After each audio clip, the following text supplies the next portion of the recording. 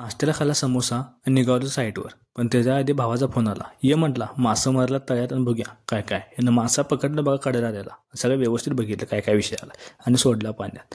तर काय ते झालेलं म्हणून मासं कडून मराल तिथनं गेलो दुकानात काय ते आलं पार्सल. मालक म्हटलं काय तर आहे तो इस्त्री.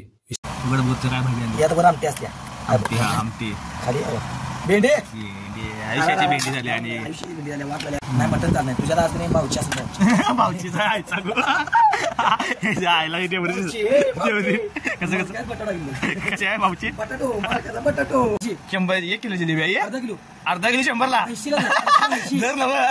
50 रुपये असेल. 80 जिलेबी आणि हे 2 पॅकेट 40 रुपये 40 रुपये 2 झालं 120 झालं 120 रुपये 60 रुपये मी दिल्या.